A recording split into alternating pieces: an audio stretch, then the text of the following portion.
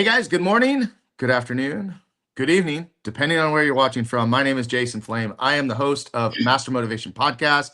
Very excited. Can you believe it? It's Friday again already. So here we are with another amazing guest today, and let me introduce her to you. This is Melissa Miller, who is a passionate, and I mean very passionate, community leader who is dedicated to building stronger connections across Ventura County through service, collaboration, and meaningful partnerships. As Director of Community Partnerships for Ventura County Credit Union, she works to expand opportunities for local nonprofits, businesses, and families while serving in numerous leadership roles throughout the region.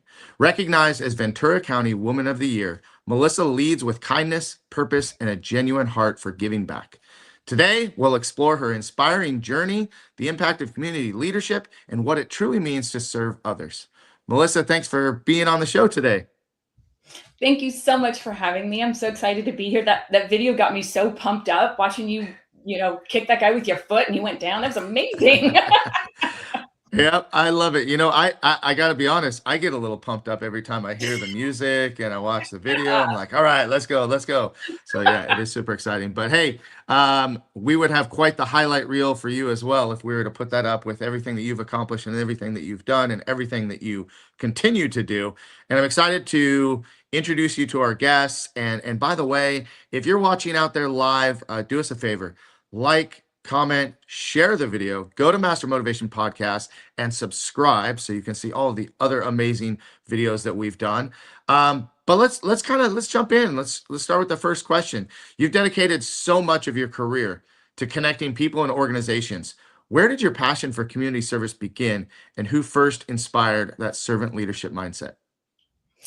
Gosh, I don't even know when it started. I just feel like truly it's a part of me. I just think that's just who I am. I was that way, I think, as a kid. I look back at my childhood and I was just, I'm an only child. So I think part of my giving is just that, I was always, my parents laugh that I've always talked to people. As a kid, I would, hi, my name is Missy. And I would just start, conversations with people. And I just think it's just kind of who I am. But looking back at my childhood, growing up in youth groups in my church and different things, we used to give back. My parents would have events at their house and I would help set up and clean up and just kind of help where I could. And I think hearing somebody say, thank you, you really helped me, is kind of something I've always thrived for. Some people love, monetary compensation. Obviously we need that in this world, but somebody saying, thank you, you really helped me in this project. I think that just kept pushing me forward. I watched Mr. Rogers and Sesame Street growing up. A lot of speeches I do, I bring in what Fred Rogers said, that, when things get tough, look for the helpers. And I realized probably in the last 15 years that's just, I'm a helper. That's just what I do. Something needs to get done. I'm going to step in, I'm going to do it. So I was fortunate enough that my parents really took an active role in giving back to their community, on chamber boards, on just groups that they served on. They pulled me into those things. And as I progressed in my life through college, through high school, through college, and into my careers, it just made sense for me because it makes me feel good. And it's just, again, it is a core of who I am. So yeah, but I do thank my parents for pushing me, the importance of that. And I've been able to instill that in my children as well. So. Well, we've already unpacked quite a few things that I want to address here. And by the way, I forgot to mention that anybody watching live, you are welcome to make those comments and ask those questions, and I'll be sure to ask Melissa to answer them for you. But Melissa, I've never heard anybody call you Missy. I didn't know that was your nickname. Was that like just a childhood nickname, or do people still call you Missy? I have some family that still calls me Missy. It kind of, when I went off to college, that was the thing I wanted to, Missy was very much high school. I always loved Melissa. I had a Mel in gymnastics. I was Missy. And so I kind of wanted to be Melissa. So I do have family that'll call, hey, Miss. And I'm like, who, what, but yeah, ever since college and kind of into this world, I've become Melissa. There's a few Mellies out there, which is fun. But yeah, it's definitely, that was my nickname as a kid. you know. And Mr. Rogers and Sesame Street. I grew up on Mr. Rogers and Sesame Street. Loved it. Absolutely loved it. And I think, I wish that we had more of that on TV and on YouTube. And wouldn't that be a change of events in how our kids, receive some information? And I don't think that there's just no way around that. I mean, like Fred Rogers was awesome. Like I love listening to him. I love the movie about him. I've read some books, and then Sesame Street, of course. Big Bird, Snuffleupagus, love All those of that. guys. I was Oscar the Grouch sometimes. That's okay. We all Ernie, are. actually, We still all are. Bert and Ernie were probably my favorite because they were they were so opposite, but they were best friends and roommates, and like it just All the kind of like it was one of those unsaid things that like you can be totally different and still get along. What an amazing concept. Right? You think that would just be like the icon of our world. Hashtag be Bert and Ernie.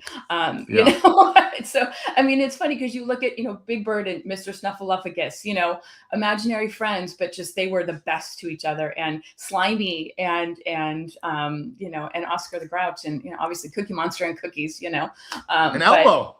Don't forget Elmo. And just all their friends and the message. And I think, the other thing I loved about it's just, everybody's a different color. Everybody has a different dialect in their voice. They have different tones, and we can all still get along. We may not think the same way, we may not look the same, but let's all just, be humans and good humans together. So right. There's one other thing. Oh, I wanted to ask you about your parents. So where did you grow up? Like, did you grow up in this area? Where did you go to school? What did your parents do? Give us a little bit more about your background. All right. So I grew up, I was born in the East Coast. I was born in Washington, D.C. That's a trivia fact about me. I was not born in a city or a state. I was born in the District of Columbia. So that's a fun trivia fact about Melissa Miller. And so my dad was an engineer with Westinghouse, and my mom was a nurse. And he had the opportunity to move from Annapolis, Maryland to Westinghouse in Vallejo. And so we moved to Napa, California. And a lot of people have heard of Napa as wine country and the amazing city that it is now. Growing up there, beautiful city, great place to grow up. I wouldn't change it for the world. But as soon as I graduated high school and they had the opportunity to go to school in Orange County, I left as fast as I could. Small town. I was ready. I outgrew it, and I was ready to take a new adventure on that.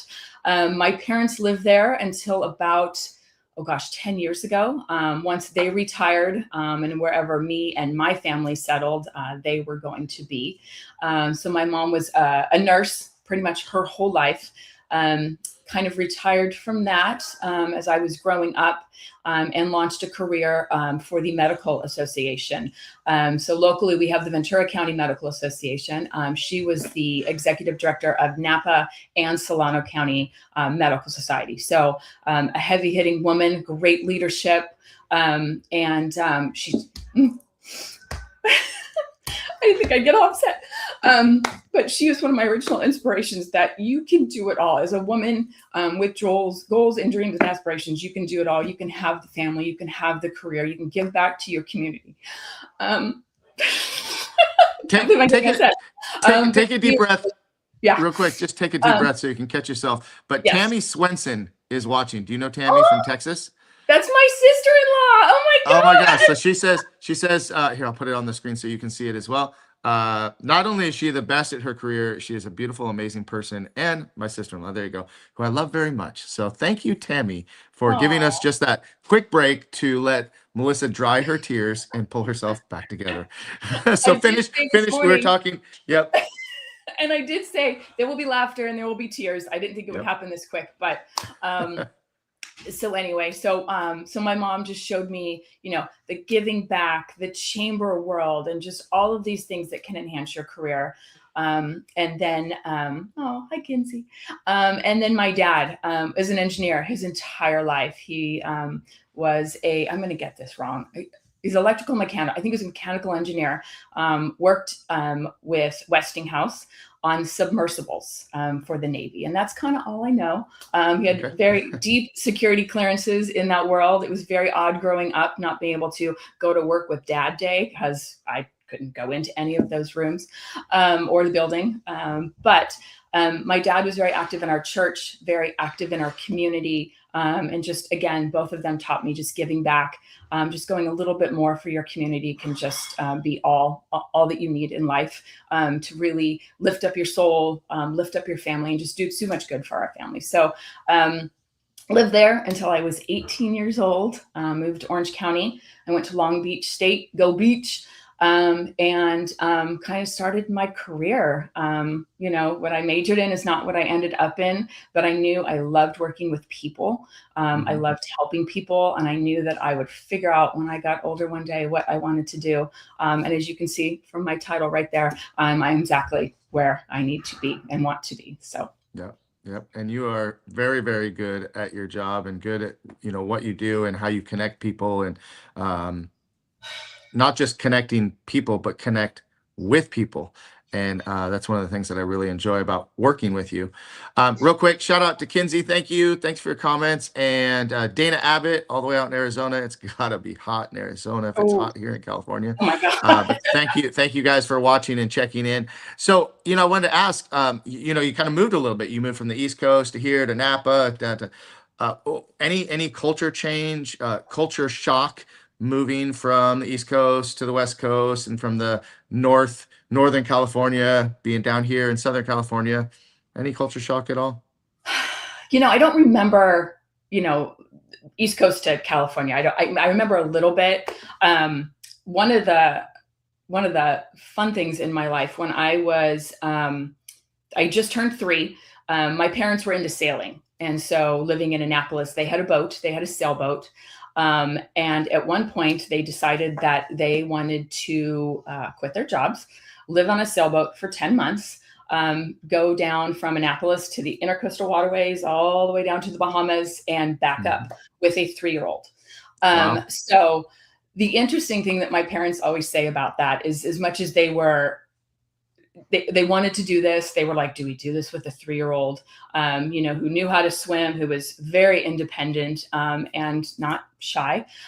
They said they couldn't imagine doing it with a different 3-year-old, because I was just a kid that was out for adventure and did all the things. So my parents will say the biggest culture shock is coming off of a boat for 10 months and learning all things about aft and port and the John or the Lou or whatever, I forget what we called it. But anyway, just living on a boat for all these months and having these terms and not showering every day, and showering in a sink and sleeping in a sleeping bag in this little kind of corner in the boat. Coming to California and going to preschool, I guess that was kind of the biggest culture shock, because they ask you questions, and they were asking me these questions, and they were the weirdest answers. So my mom said, oh yeah, by the way, we lived on a boat for 10 months. So just get a little acclimated to, restroom and doors and windows and all the things. So I think that was probably, if my parents would just say that was probably the biggest shock. Coming down to Southern California, I was ready for big city. I love big city. I love hustle and bustle and just stuff always happening. After our got married, had first baby, had second baby, we were in Orange County looking to buy a house. And it was in 2005, early 2006, when everybody was trying to buy a house. And we were just getting outbid. We had the opportunity to move up to Oregon for a good period of time.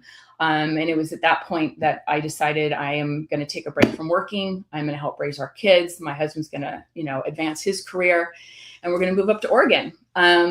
Kind of thought, we'd give it 2 years, 3 years, see how it went. About year 5, I was very much a California girl that missed home, and sold my family on the fact that we needed to move back to California. That's where we needed to be for the rest of our lives, be closer to our friends, our family. And so in 2014, we made Ventura County our home. And I can't imagine living anywhere else but here. It was probably the best move we ever made. I was able to, be home with the kids for a little bit, get them situated in their schools, Michael developed his career with the Berryman. I went back to work at the chamber and then transferred into my role here at VCCU. And again, it has been the best, after having my children, has been the best move and change that I've made in my life. So where'd you live in Oregon? We lived in Beaverton, Oregon, about 12 miles from downtown Portland. It's kind of the southwest corner of Beaverton. That's where you'll find the Intels and Nike. We're famous for that. Great little city. We loved our schools. Beaverton is that kind of like Moore Park. It's that city that was small and like put itself on the map, and now everybody wants to be there. And we have friends that are still there, and they're like, you wouldn't believe they had to take down this tree orchard to build 72 homes. And it was a great little city. But I am a California girl, true and true. And I needed my December running to the grocery store in flip-flops, not in mud boots and heavy coat and 2 kids in tote and all the things. So it just, So I lived in, my family moved to Grants Pass, Oregon, and lived there for a short period of time in my younger years. And then we came back, and then they moved back there again. I don't remember a whole lot other than that we lived in the mountains and kind of in the middle of nowhere, far away from everything. Lots of trees, lots of rain. But I hear that it's changed quite a bit. And I'm a California, like I was born in Thousand Oaks, born at Los Robles Hospital, just like my kids, and pretty much lived here my entire life, other than those 2 stints in Oregon. So, and I have friends that moved to Bend, Oregon, which was also a really nice place at the time. I would go and visit quite a bit. So yeah, so pretty cool to hear we have at least, some of those similarities that that come across through this conversation. So as director of community partnerships at Ventura County Credit Union, what does a typical day look like? And what are some of the most rewarding partnerships you've helped create? Oh gosh, my days are definitely not typical. Being in this community, obviously we know how vast Ventura County is. So I am in kind of every corner of the county all the time. Usually the beginning of my day is looking at my calendar and saying, okay, what is today and where am I going? So, obviously we've got emails to answer. We have, reports to run. But a typical day for me is this, I will do podcasts. I do speaking, I'm speaking on panels. I'm meeting with our community partners. I'm on board meetings. I'm working with our teams and finding out what they want to do in the community. So it's a lot of, it's a lot of in person. My typical day is a lot of in person. It's a lot of Teams meetings. It's a lot of phone calls. But, when all is said and done, at the end of the day, when I'm tired, I just look back and saying, gosh, I got to interact with this person today, and I got to hear this story today. And gosh, we're going to be able to move the needle forward on this nonprofit. And I can't wait to introduce them to this person, or, oh, wait, then there's that person. So my days are not typical. Thankfully, I'm not a sit in front of a computer from 9 to 5 and punch numbers. I am not that girl. If I don't have people to talk to, I become grouchy. And I just think the most rewarding, is if somebody can say, thank you, Melissa, or, oh my gosh, thank you, so-and-so for coming into my world and allowing me to connect you with that person. Being a helper, I am a connector. And when I can connect people to other people to get a project moved forward, or an organization that says, hey, we're looking to this kind of funding, do you know somebody? And to have that come to fruition. I mean, those partnerships, those follow-ups are just those are the emails that make my day. And so just, just be able to help people. Honestly, that is the biggest thing for me. Well, and every time you say the word help people, you're helping people, but what you're really doing is you're making a difference. You're making a difference in their life. You're making a difference, or they're making a difference in your life. And as partners, we make a difference in our communities. And that's kind of the bigger picture of just kind of that ripple effect of just being a helping hand in connecting people, or like you said, helping the needle move forward on a project, or helping an organization. So for people that don't know, what makes Ventura County Credit Union unique? What makes it so special, and why do you love working there? Oh gosh, how much time do we have? No, okay. I mean, for those who don't know the credit union, we are Ventura County Credit Union. We are the largest locally member-owned and headquartered credit union here in Ventura County. We have 8 branches. We have over 200 employees, close to 80,000 members. And when I say members, everyone thinks of a credit union as, oh, you have to be, something special. I can't be a member. I think what makes us unique is that we are a community-based credit union, which means that you can live, work, or go to school here in Ventura or Santa Barbara County, or know someone that is that person. So we are not, exclusive as you have to be, Navy, or you have to be a school teacher or county, something specific, very much that line. But we are a county community credit union. And what I find so much unique about us is when you walk into a branch, you're talking to a neighbor, somebody who maybe live in, maybe not your city, but the city next door. And they know, kind of where you live, your habits, where you're shopping. They're kind of keeping an eye on those things where they see something maybe odd, some transaction in Iowa, and you live and you shop in these areas, that we can kind of go, that doesn't look right. Did you do this? Is this fraud? So I think that's one of the things that makes us unique, is that we are uber Ventura County centric, and all of our employees live here. You call the 805 number, you're going to get our MSC team that are your neighbors that live here in the community and can kind of answer. They have that, they live here, so they know what you're going through on a daily basis. They know, how warm it is right now, and that the traffic, and that the fair is getting started, and there's more people coming this direction, and they know that, where the frustrations lie in our members, and able to, really help them and navigate that. So, and we give back so much to our community. I mean, last year was a record year, being our 75th anniversary. We were able to give out $750,000 in our community. 10 local nonprofits each received $75,000. With that has stemmed so many additional partnerships. A lot of our teams maybe didn't know about some of the organizations. They're volunteering with them now. And so it's just great that it just not only just becomes a job that people do every day, but our staff really get involved with our members, with our community partners, and they just really feel just that connection to who we are as a credit union and what we do for our community. So I think that's what kind of makes us unique, is that we're so uber local, we're so in this community, and that we're just so deeply rooted here. Yeah, and you serve on a lot, a lot of boards and leadership organizations throughout Ventura County. Yes. Don't tell my boss. How do you decide, or how does your boss decide? How do you decide how to invest your time, and what have those experiences taught you about effective leadership? Oh my gosh.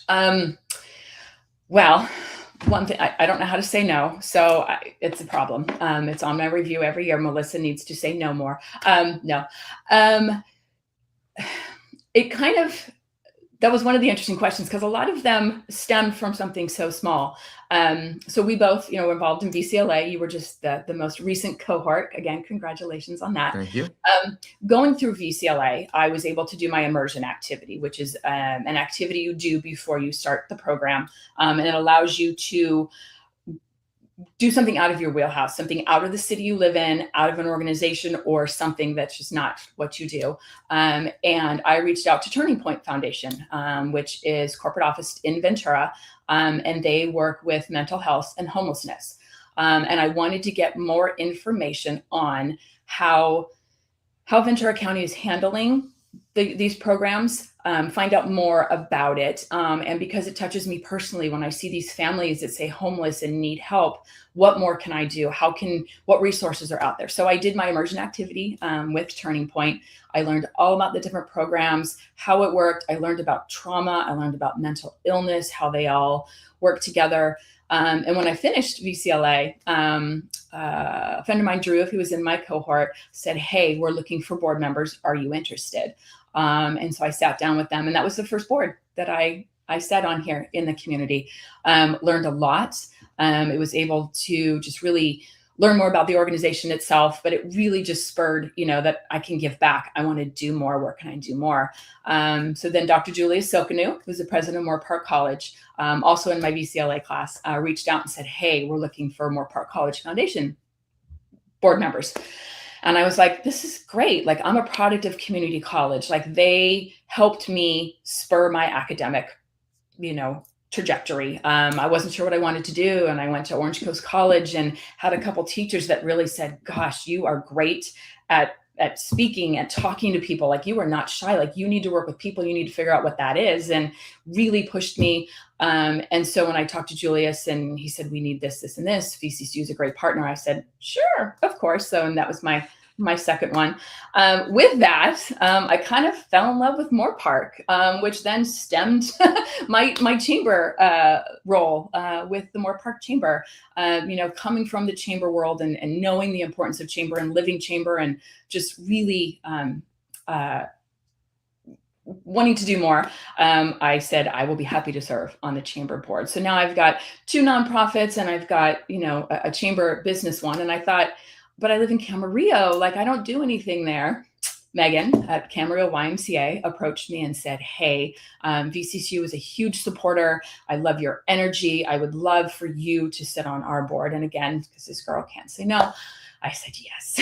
And so finally, in the city I live in, I'm able to serve on a board that is, again, doing so much for our community, allowing 3rd graders to learn how to swim at no cost, offering childcare and wellness in the form of workouts and trainers at no cost to those who need it. And I thought, VCCU is a huge supporter. I need to do more. So I was joined that board and absolutely loving that.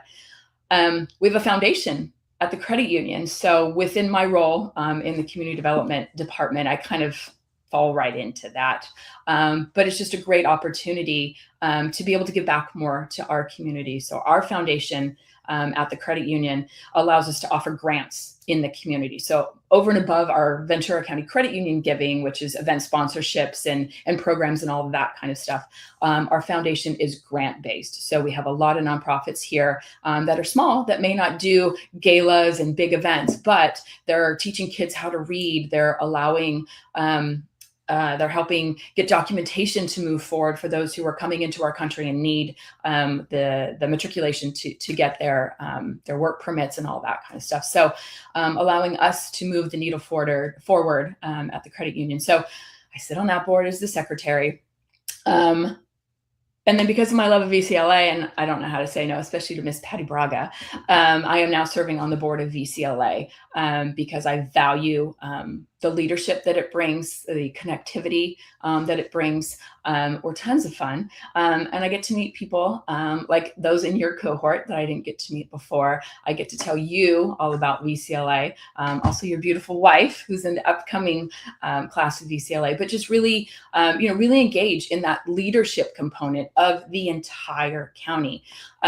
So each one is so different. Each one fills my bucket between, wanting to do more for mental health, wanting to do more for our community college students that just want to be able to go to school, even if they can't afford it. Let's make that happen.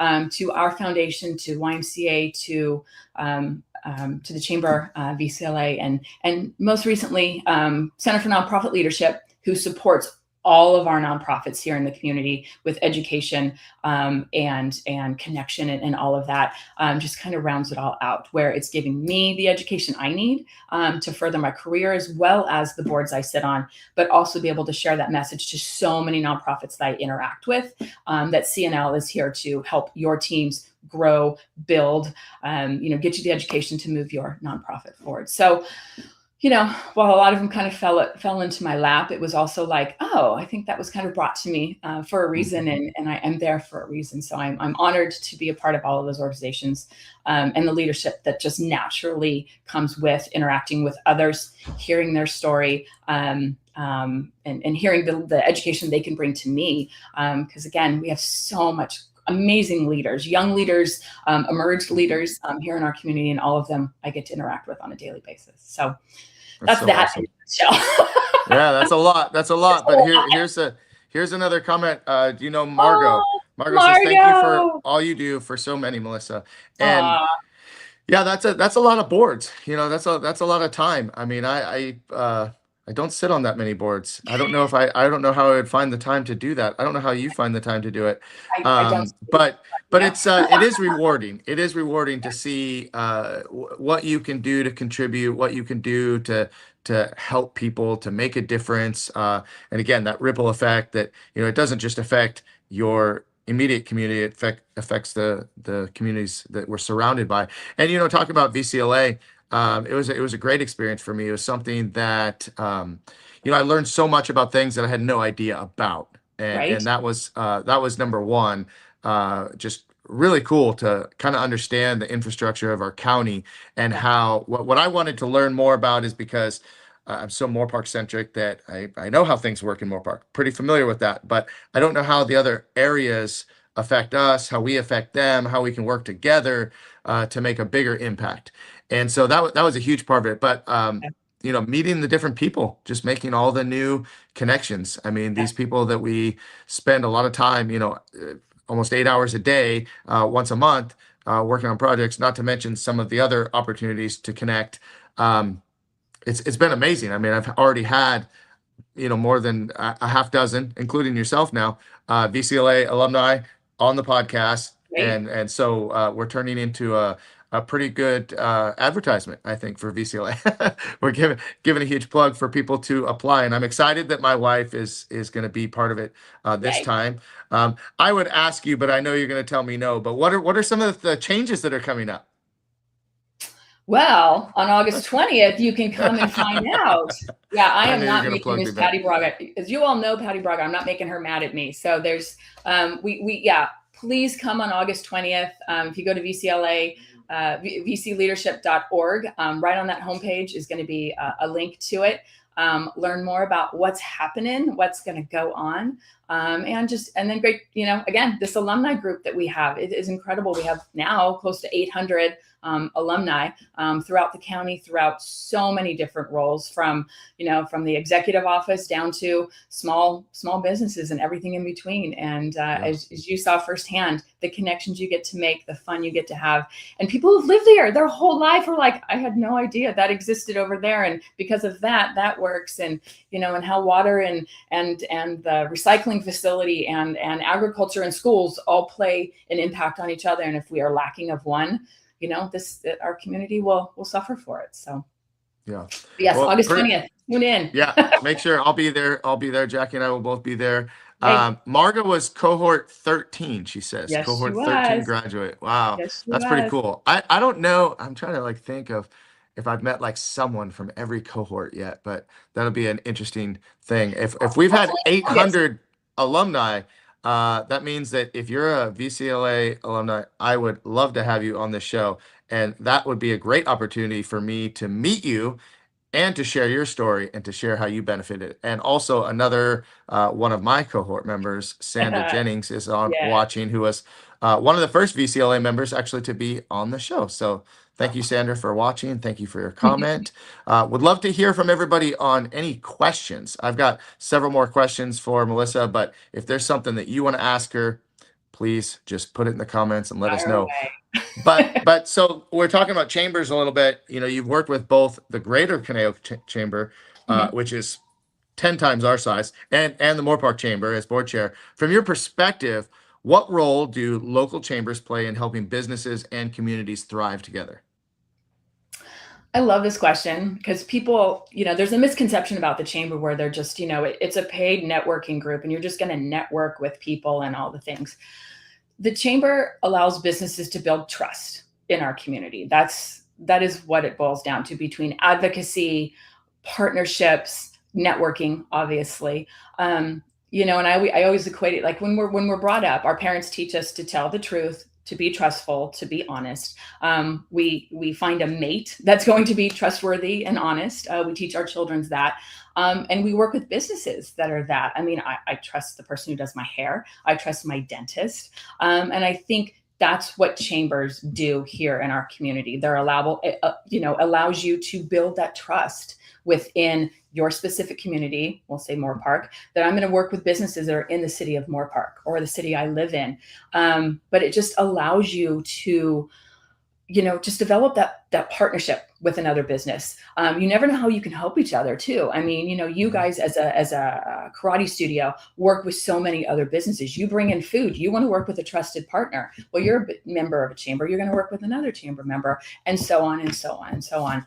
And I think it's interesting coming from both sides of the table. Working for the Conejo Chamber, being on that side of the table and seeing all the things that we do on the backside, the advocacy, the connections, the marketing that comes with it, the just everything, the events, the ability to network and meet people just like VCLA that you never think you're going to meet until you go to one of these events. You may not, cross each other in a grocery store at one point in your life, but to sit across from them at a breakfast table and learn what they do, who they are, what got them there. I mean, that's the power of the chamber. And then you just build those relationships. I mean, that's kind of how you and I met. We met at a chamber event, and we just kind of, I got involved here and I introduced you guys to this, and then you did VCLA, and and now I get to call you a friend. I mean, that's just the power of the chamber, where it's not just, I own this business and you own this business and let's work together, but there just develops that personal relationship that you just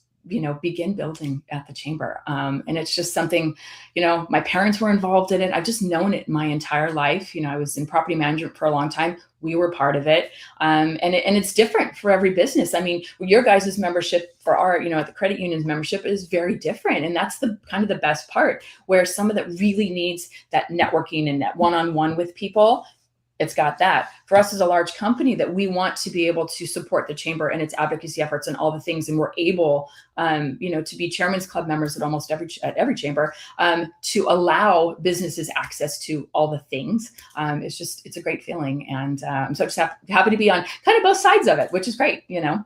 Yeah. Well, I've spoken so many times about the benefits of being a chamber member, and on both sides, like you said, sometimes it's not just about getting or receiving from the chamber. Sometimes like your company is giving to the chamber and giving us, what's the word I'm looking for? Access. We're Access, but legitimacy, right? Like, I mean, when we have big companies like yours and others, it really does mean that there's something to what we're doing. And I think a lot of people do think that it's a matter of we're passing dollars to each other. You give me business, I give you business, and I mean, there may be people in the chamber that I'll never do business with, but I can refer them to other people, right? So there's so much to it, and as a business owner, a small business owner for over 32 years now, I couldn't see not being a member, especially in our small town.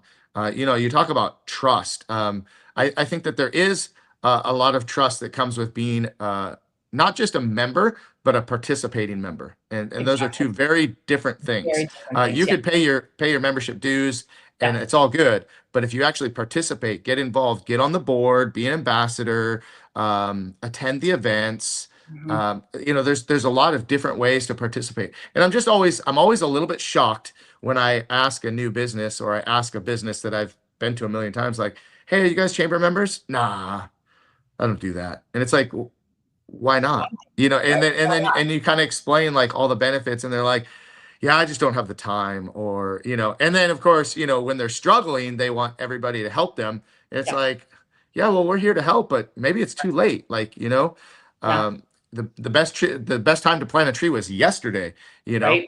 So I'm always surprised in that, but I could get off that soapbox for a minute, because I talk about the chamber all the time. Many people think that success is measured by titles or accomplishments, but you've built a reputation for being kind and for your service. How do you define success in your own life today? Ooh, that was one I struggled with. I mean, people look at success differently. I mean, some people are successful in their titles, are successful in their money. I'm lucky that, I've been able to grow, and my titles have changed and the monetary has come. But success to me is I can't lead with integrity. If at the end of a day, people say, gosh, Melissa gets this title and she does all these things, but she's not reachable anymore. She's not doing the things that she used to. I think that to me, that has changed, who I am. And I think, that my success is me being who I am, which is that kind, caring. I want to help. I want to be impactful to my community. I want to make a change in my community. And that to me is success, because the titles will come, the awards will come, the money will come, but I have to stay deeply rooted in who I am, because I think that's just has got me where I am today. It's allowed me to be in rooms with people I never thought I'd be in rooms with and have conversations with. And it's just because I am just who I am. And that's what I can say about that. Well, and if I that moment. if I asked you this question in your teens, and then I asked you in your 20s, and then I asked you in your 30s, and so on, right? The answer is going to be different, probably every decade. Yeah. I think, when we're kids, what do you want to be when you grow up? Most people are like, I want to be a doctor, a lawyer, whatever, fireman, policeman, or what their parents do. That's usually and then those things change, and then you become a teenager, and especially like getting ready to actually choose a career, and you're kind of like, man, like I want to do this, but that's really hard, and there's a lot of maybe I got to go to school, or I need experience, or whatever. And then you get into the job that you thought you wanted to be in, and then you're like, wait, well, I don't want to do this is what I thought I wanted to do. I don't want to do this Right. anymore. I really want to do this, but Right. this is a means to the end. Anyway, I mean, if you ask people what success looks like at different stages of their life, I think you're going to get a different answer every time. And, I can definitely remember a time where success to me was big house, expensive car, lots of money in the bank. And it's like, okay, cool. And then you kind of get to a point where you're like, well, how much more of that do I need? How much bigger of a house? How much nicer of a car? How much more money? And, if you ask me at 52 years old, I think that my success is defined by the success of the people around me, or the success that I pour into my students, for example, and Yeah. my children. Watching my daughter do just such an amazing job at the chamber, and then work at the studio, and she's at the restaurant, like what a wow. And then my son, who has always been an athlete, and always been disciplined, and always been hardworking, and trained since he was 2 years old, and he's 21 now. He's stuck with something longer than most adults will ever have done in their Right. life. And then to watch my students, who I have a student who's getting ready to go to France to compete and represent Team USA. To watch students that are in their 70s get on the mat and test for a belt that 20 and 30-year-olds struggle to do, and to know that she's completed how many dozens of marathons, like, and to have just a small piece of their success, like that, to me is such an awesome feeling of success. And I know that you feel that with your team, and the companies and the partners that you work with, like their success Mhm. is your success. Yeah. I mean, we always say teamwork makes the dream work. We're better Yeah. together. I mean, our community, I mean, the word unity is in there. I mean, it just unites us all, and we're just stronger together. And one of your questions is, exciting about what's to come in Ventura County. And it's just, there's so much to come, because this community is so resilient. And it's because we work together, and we come together when we have to. What, as you were talking about, one of the things I taught my children as they were growing up, and I was like, be kind. Number one, be kind in this world, and you'll go far. I used a bad word in there, the A word. Don't be one of those, and everything will be fine. But always follow your passions. You need to work 9 to 5. You need to pay your bills, but one day your passions will pay your bills. So never, ever lose fact in that, and whatever that may be. And so here I am, doing my passion. And my son just figured out his love of cooking, and is now becoming a chef, and he's amazing at it. And he's taking his passion that he has been doing, and he's turning it into a career. And it's so amazing to see all of that happen around you, and to see that in our community. I mean, you've got students that are giving back. They're volunteering. They're starting a nonprofit. I mean, your wonderful, amazing Youth of the Year who started this backpack program. To know that part of that was inspired by what you did, and things that I get to do. We have scholarship students that are just making an impact in this community, and just to be a part of that, and to see all of it come together, that to me is success. Again, it's just like you said, it's that impact that we can leave on this world, whatever that may be for that person, but the impact that we can leave, whether it be monetary or just that extra little motivation to be the best you can be. I mean, that to me is success. So Yeah, thank you for sharing all of that. I love hearing about your students because they are incredible on what they do. And oh my gosh. Well, this is a show all about you, but I am definitely very proud of our students. And Devin Oviedo is the CEO and founder of our Packs of Love, 805 Packs of Love, and helps give backpacks to homeless and provides them with essential needs and works with the police department. Super cool. I also had Kaya Turo, who was actually served on our library board for a little while. She helped do for her black belt team. She had to do a project and she raised money that was the seed money for a hospice home. And it's no longer in activity, but that was something that she did. And I could go on and on about some of the students that have done some amazing things. But it is that ripple effect, that impact that we talk about, that if we can pour into someone, that is our greatest success. Absolutely. So let's talk about a title. Let's talk about something that you received recently, right? You were recognized as a Ventura County Woman of the Year. What did that honor mean to you personally? And who are some of the people who helped you to reach that milestone? I it's weird. Like I still haven't absorbed it fully. Like I'm kind of like, wait, what? I mean, it's just, again, this is what I love to do. I just love guiding, helping, impacting, all of that. Someone said to me a few weeks ago, like, you need to own it. You need to absorb it. You need to say, yes, the work I do, it matters. And it's being recognized and all of that. Again, I'm just still like in shock about it. But Senator Limon is such a powerhouse in our community. She's giving back to so many of the organizations that we support, our farm worker communities, making sure that education is affordable for everyone, and to be honored as one of her Women of the Year was just, it's an incredible thing. In that speech, I did talk about, Fred Rogers and being a helper, and how that really just kind of is my force in my core. It's still crazy to think about it. Well, congratulations. I know you work very hard and you have made an impact, so it's a title well earned. But now leadership can also, it's incredibly rewarding, right? But it comes with a lot of challenges too. Share with us a difficult season in your career or your personal life and what you learned from navigating that, difficult season. Gosh,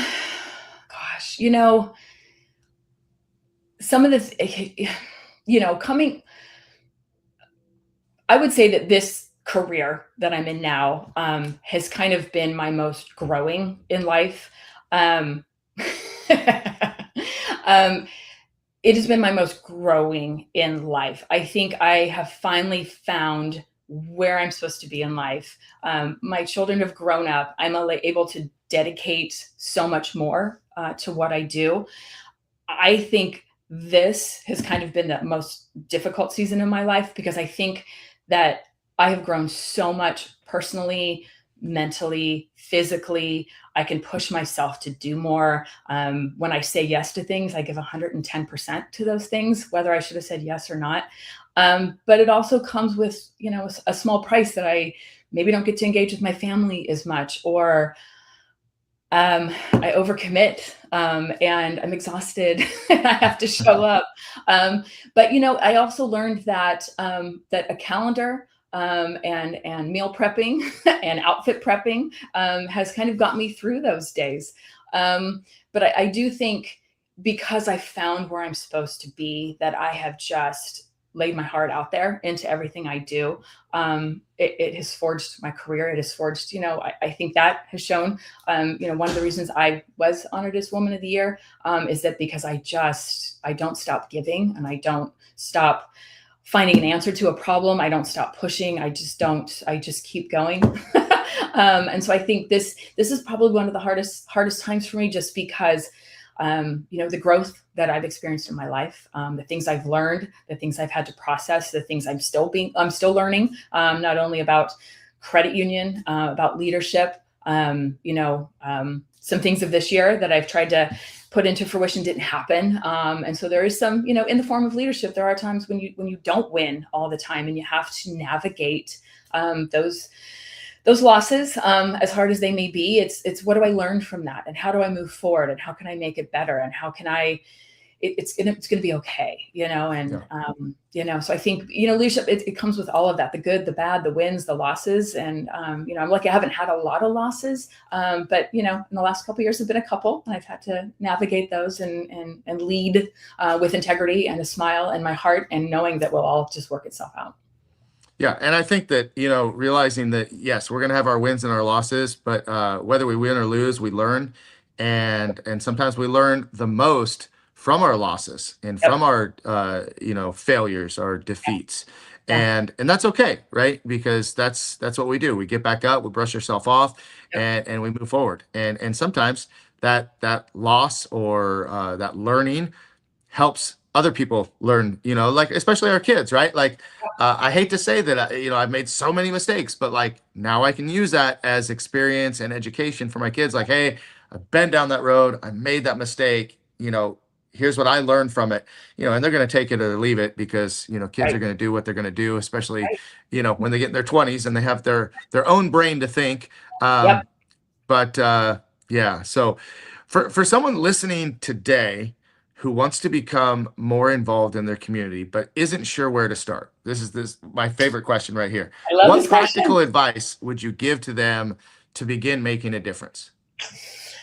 So a couple months ago, I sat on a panel, West Ventura Business Alliance did this great panel, which was 2 nonprofits and 2 businesses. And it was nonprofits talking about kind of how to give and how to get involved. And it was businesses saying, this is who we give to, this is how you get involved. And one of the pieces of advice, one of my questions was this question is, how do companies just start? And just like us, like we started small. We started, food shares are a great example. So food share, we started volunteering about 14, 15 years ago. A small team started doing some food sorting, and really fell in love with that, being able to help our community. Everyone needs food, and we don't think anyone should go without food. So be able to do that. Well, then we supported one of their events. We were a sponsor at one of their events. Well, then that took into Cantry, which you guys took part in last year. Our first Cantry build was collecting cans in our branches and building this Charlie Brown little Cantry with top ramen and all those things. Fast forward 10 years. Our CEO at the time, Joe Schrader, was on the board at Food Share. We got heavily involved. We just started doing more. Our team said, gosh, we love Food Share. We want to volunteer. We want to take part. We started budgeting for different events and just became very, very, very much involved. Fast forward to 2 years ago, when Food Share approached us with their new capital campaign for their new amazing new build out in Oxnard to feed the community.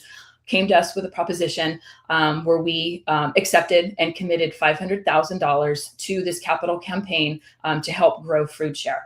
So here we are as a small credit union, very small, starting with volunteering at Food Share, to events, to board positions, to just building that partnership, to now saying, we believe in you. Here's a large sum of money from, a small credit union. We're not the big guys, to say we believe in you. And again, it started out small. You guys, obviously, you give out in the community. And so we have so many businesses that want to give back. And so my advice is, again, find your passion. What do you believe in your community, in your city, in the county as a whole? What organizations do you believe in? Is it youth? Is it education? Is it farm workers? Whatever it may be, start small. Reach out, say, how can we help?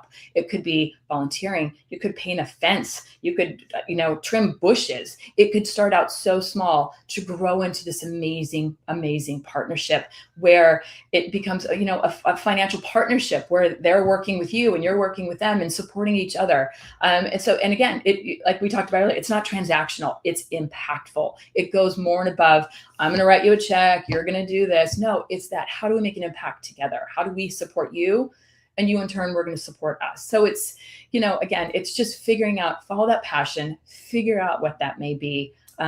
And then just see where it can go and see where it takes you. And it feels good. We all know when we give back and volunteer, like your heart is so full at the end of it. You're exhausted. You might be sweaty. You might be full of paint and juniper bushes. But when you walk away, you're like, gosh, we made a difference for that organization. We were able to give of our time, save them so much money to get something done that seemed so big and powerful to them at the time. And we were able to walk away from that. So find your passion, give a couple of hours, see what it turns into, and that can turn into, a $500,000 donation 15 years later. So Yeah, I think that best advice is start small. Just start small with whatever you can, and before you know it, you'll be on 5 or 6 boards, and you'll be you'll be volunteering every week. You'll be volunteering more than you work. No, but a lot of people do think that well, if I have to give back, I have to give a lot of money. Well, I can't afford to give a lot of money, or I work so much, I don't have enough time. But I always remember this now. Time, talent, treasure. One of those things. Everybody has one of those things that they can give, and if you have more than one of those things, great. And by the way, you never know, when you start small, you become even more passionate about it. You really learn about a particular organization. For example, I just walked with Dan Birchfield on the Joel Birchfield Memorial Fund Spirit Walk. Dan started with he does a 105-mile walk. And he said even in the first couple of years, it was very small. And he actually thought about kind of packing it up and not doing it. And then they started to get some traction. And now it was like last year, I think he did $25,000 or $26,000 in scholarships to Moore Park High School seniors and youth athletes here in Moore Park. So it's like, you start small, and it's just amazing. But for me, like, I knew Dan's story about his son, but I didn't know all of it. And then I started walking with him and started, helping where I could a little bit. And before you know it, it's like, that's kind of one of my main things. That's one of the things that, because he's giving back to youth athletes and Moore Park High School seniors, like that's a passion of mine. And so, like you said, find your passion, start small, get involved. And before you know it, you'll not only feel good about giving back, but you'll make a difference in that organization, help elevate that organization 100%. To help serve, their goals and vision, as well as your passion. So very awesome. Okay. So here's the question: looking ahead, what excites you most about the future of Ventura County, and what legacy do you hope to leave through your leadership and service? Gosh, I mean, as we all know, we have been through a ton of tragedy here in our communities, from fires to shootings. Obviously, we've had earthquakes, but we are a resilient community. I think we all come together when we need it. And I think that is what I'm just so excited for. I'm also loving that so much of our youth, from high school all the way up into college, are giving back into these communities. They want to be involved. They're not only required in high school, but as they go on to college, maybe in their first jobs, that they see these companies giving back, they give back to it. So again, it's just that the strength that we have here in Ventura County. Again, the reason why when we moved here in 2014, I said, I'm never, ever leaving. This reminds me so much of Napa growing up, is a county that had each other's back. While there's differing opinions and there's different, there's different colors and voices and all the things, being able to have a voice in your community, being able to share that voice, being able to be voice to be heard, just is such an impactful thing in our community that just, it's continuing every year. It's getting stronger. And I think that is what just makes us so amazing and strong here in Ventura County, is we have so many voices that will lead us forward in our community. Yeah, I think we definitely live in a very special place. I mean, Ventura County is one of the most desirable places to live in all the United States. It's, now we understand why. Now we can explain why, and all the things that you've talked about today are why, because we have so many people, so many leaders that are truly involved, truly invested, truly care about, their neighbors, their friends, their family, and making this a great place to live and to work and to raise a family. So, yeah. Well, Melissa, thanks for being on the show today. Before we wrap up and we finish, how can people find you online or social media? How can people connect with you? if people want to have you come speak or have you on their podcast, how do they reach you? I'm everywhere. Obviously, you can find me at the credit union. They've all have my cell phone. You can find me on the website. You can social media on Instagram, Melly Miller 73 on Instagram, or Not just not Missy, yeah, but not Melly. Missy. No, there's no Missy on anything. And then Melissa Eckhout Miller. You'll find me on Facebook. You'll see a picture of me holding my Ambassador of the Year award. So I'm easy to find. You can stop by any of the branches. Let them know you want to connect with me. They'll connect you via email. You can find me anywhere. I'd love to connect. I'd love to know more about your nonprofit. And how the credit union can support you in your business, your personal banking, your community support. And giving back. We do a volunteer program. We love to support you. So reach out. And if any of those things don't work, you can always let me know and I will put you in contact with Melissa. But thank you guys. And one more comment from Margot. Love hearing more about how you got here and all your involvement in Ventura County. So thank you, Margot, for watching from YouTube. And thanks everybody. Thank you guys for your comments and watching and joining in. Once again, please share the video so more people can learn more about Melissa Miller and all that she does in our amazing community. And go to Master Motivation Podcast on YouTube. Please subscribe. And look forward to the next guest next week. Let's see who's coming up and who's coming up in the future. If you'd like to be a guest on the show, or if you know someone who should be recognized for their community service, for their leadership, education, inspiration, motivation, I'd love to have them on the show. So please connect me, and hope everybody has a great weekend. Thank you so much, Melissa. I will see you. Thank you so much for having me, Jason. You're welcome. I'm sure I'm going to see you sooner than I think, because we're always running into each other doing something. So I'll see you soon. Thanks again. Bye. All right, guys. Take care. See you soon.